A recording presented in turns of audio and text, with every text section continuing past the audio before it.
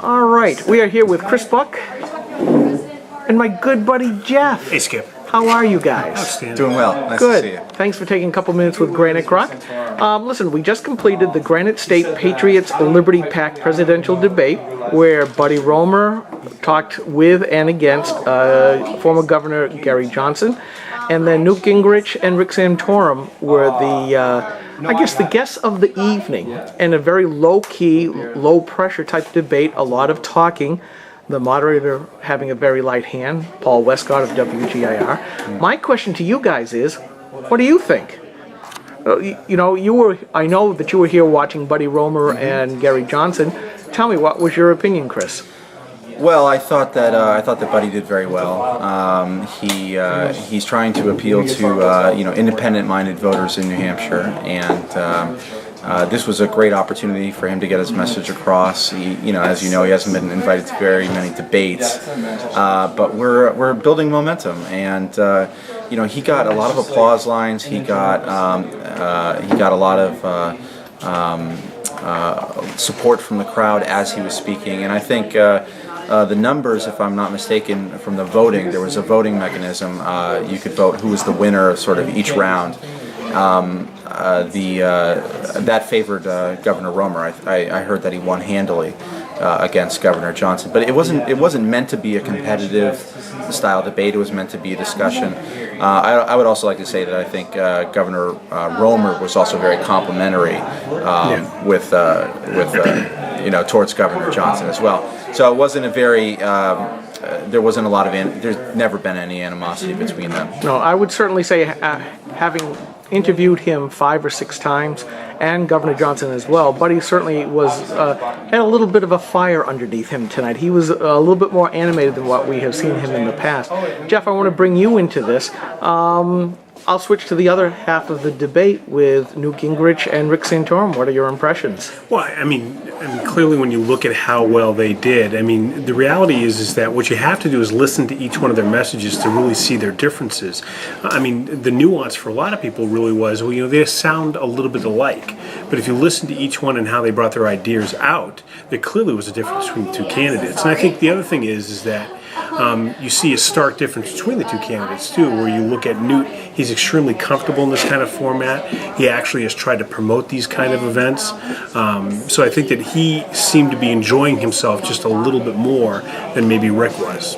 Well, certainly I think part of that is because Rick has been pretty much ignored during the national TV debates and given very little time. I would say he definitely looked a lot calmer, a lot more relaxed. Oh, yeah. And I think as a result, his answers were a much higher grade. Well, and they were. And the other thing is, too, is that, how many of the candidates chose not to participate in this kind of event? And how many, I both heard Rick and Newt and also Buddy comment on how well they enjoyed this format. They loved it. And then when you talk to the people, they loved it. And right now, there are 3 or 4 candidates somewhere across this country who are probably going to see clips of this going, what idiot told me not to do this? Well, certainly I know just on our live stream at GraniteGrok, we had probably close to or maybe a little bit over 1,200 viewers. That's incredible. Watching, which was kind of nice. And again, it comes to as Newt Gingrich was saying upstairs, the new media is making a big change in this. And that's certainly something that you guys, full disclosure, I've known you guys for quite some time. I play in the new media a lot. And Newt Gingrich brought a young blogger upstairs and made him front and center during the question and answer period. Connor's great. Connor's a good kid. He's got a wonderful blog. He probably asked the question that should have been asked out on this floor about global warming. He asked him what his stance on global warming was, and why he sat on that couch with Nancy Pelosi. It was a great question.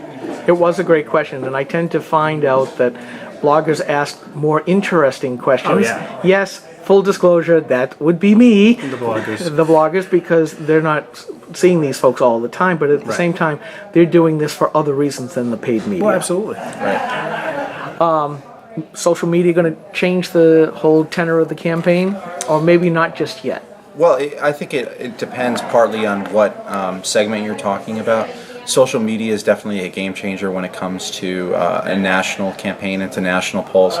Look, I used to work for a congressman called Thad McCotter, who was running for president, and our biggest challenge, which is a similar challenge to the one with Governor Romer, is trying to get included in national polls.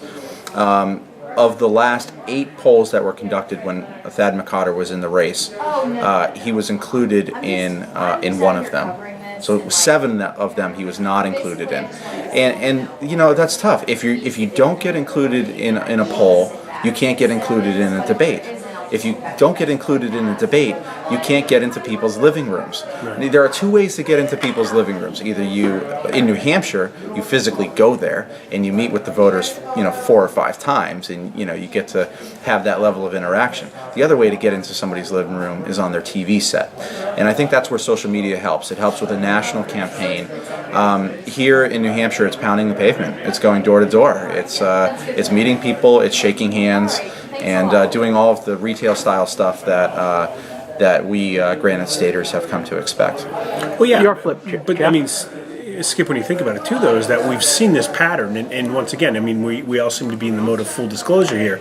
As the former campaign manager for a major presidential candidate, I can tell you that they've lost sight of the value of New Hampshire, and there is a push. And I fear that over the next couple cycles, presidential cycles, the push may be too heavy on social media.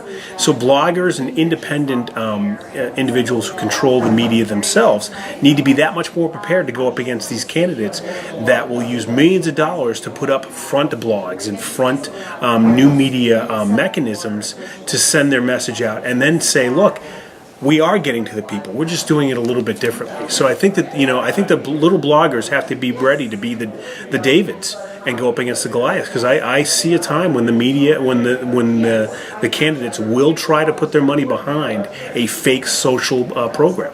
And we will, at GraniteGrok, ferret them out and let them know what we think. Gentlemen, I want to say thank you very much for taking a few minutes with GraniteGrok.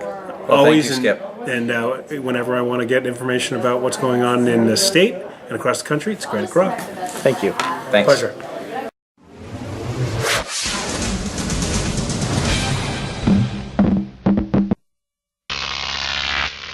GrokTV.